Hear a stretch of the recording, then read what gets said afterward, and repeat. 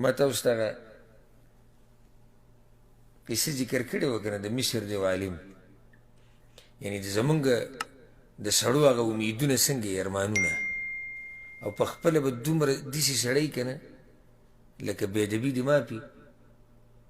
او که دا خبرې سختې داسې سړی به چې ډوډۍ به ورسره هم ونه خوري شته داسې که نه دومره کرکه به دې کېږي چې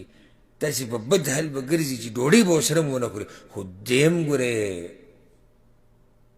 ښځه کې څه مواصفات غواړي دیم څوک دی نو هغه عالم ته یو خط راغی و ما یې درس اورېدو دا خبره ما ډایرک واورېده نو هغه بیا هغه خط هغه کې هغه یې ویې پاڼه نو هغه ورته لیکلي دي چې شیخ زما یو خدمت دی د الله دپاره یې وکړو زه واده کول غواړم خو داسې ښه جنۍ راته میلاو نه شوه نو که ستاسو په نظر کې څوک داسې خو چې داسې چې ښایسته یي دنګه یي ټکې شنې سترګې او د قوم او د نسب نه زوروره یي یعنې ښه خانداني او چې د رنګ نه تکه سپینه یي او چې دیني سبق یې ویلی عالمه یي او چې دنیوي هم ویلی او چې کوړمې مالدار یي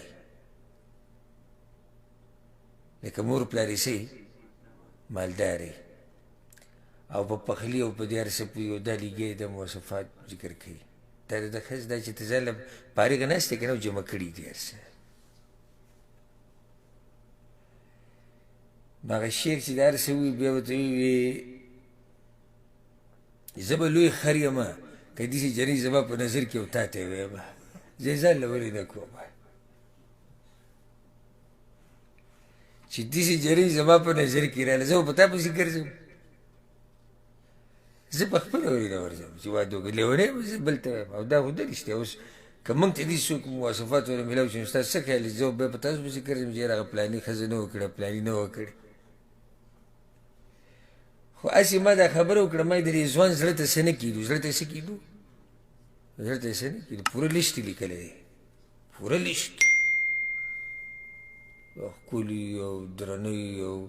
دروند خاندان او سکول سبق یې ویلی او دغه یې ویلی او پلانې یې ویلی او ده یې ویلی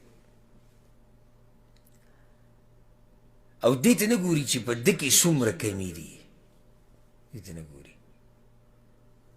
دا خبره په قرآن کې هم شتي دا خبره په حدیث کې هم شتي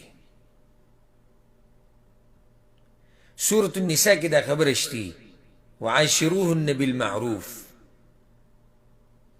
او ژوند ورسره په ښایسته طریقې سره تېروئ کیدای شي یو شی ستاسو بدي شي الله پکې خیر اچولی حدیث کې دا دي که یو سړي په ښځه کې یو خوی بدي شي نو هغه نورو خویونو ته دې ولې وګوري نو ګزاره به روانه وي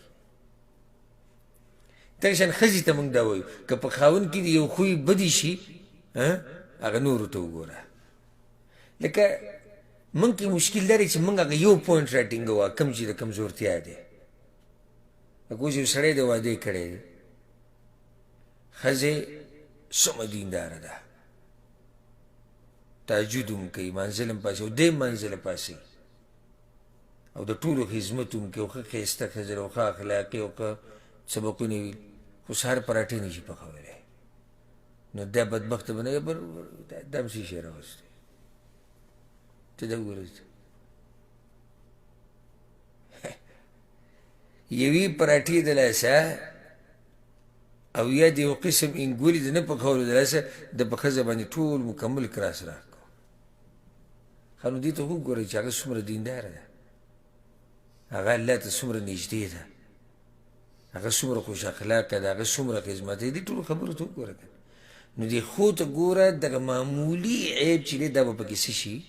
دا به پکې پټ شي خو موږ هغه ښو ته نه ګورو هغه عیب ته ګورو دغه شان دې زنانو ته موږ دا وایو چې په خاوند کې که څه ته څه عیب وي نو خیر د هغې ته له مه ګوره